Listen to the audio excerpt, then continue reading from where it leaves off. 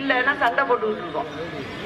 அது மாதிரி முன்னாள் முதலமைச்சரா பதவியில இருந்தவரும் சரி, இந்த நிமிஷம் வரைக்கும் முதலமைச்சரா பதவியில இருக்கிறவரும் சரி, ஒருத்தருக்கு ஒருத்தர் சண்டை போட்டுக்கிட்டு இருக்காங்க.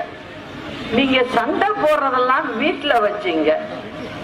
இது தேர்தல் பிரச்சாரத்துக்கு உள்ள நேரம்.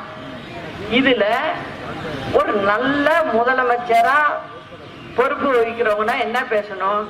மக்களுக்கு நாங்க இப்படி செய்ய போறோம், இந்த மாதிரி பண்ணோம், இப்ப வருங்காலத்துல இப்படி செய்யலான் இருக்கோம், ஏதோ ஒண்ணு சொல்லணும். நீங்க செய்ய போறது இல்ல, ஆனா சொல்லணும். ஆனா அத சொல்லாம என்ன சொல்றீங்க? அங்க துணை முதலமைச்சர் திமுக சின்ன பையன், அந்த பையனும் புதுசு என்ன சொல்றாரு? ஒரு படத்தை தூக்கி காமிச்சு, முதலமைச்சர் ஆகுறப்ப இங்க யாரு படுத்து கிடக்குறது, இது கார்பெட் இல்ல, இவரு தான் அப்படின்னு அவர் சொல்றாரு.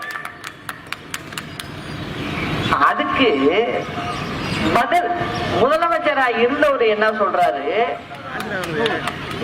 நீ பால்டாயில குடிச்சிட்டு படுத்திருந்த, இதெல்லாம் மக்களுக்கு தேவையான விஷயம். அது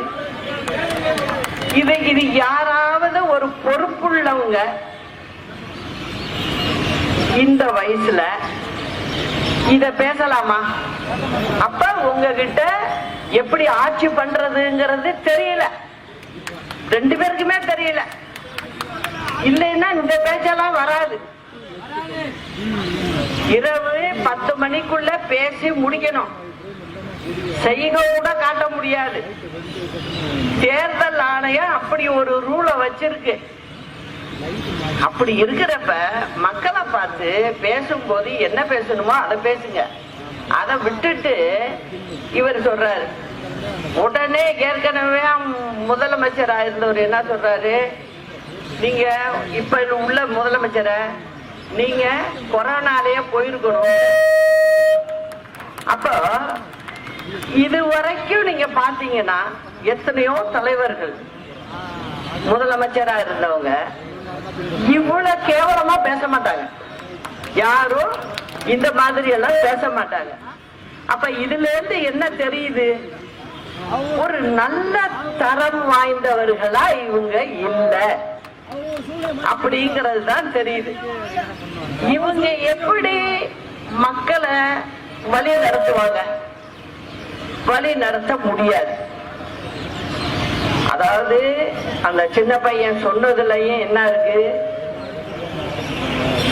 அவர் காமிச்சது என்னமோ உண்மைதானே. அது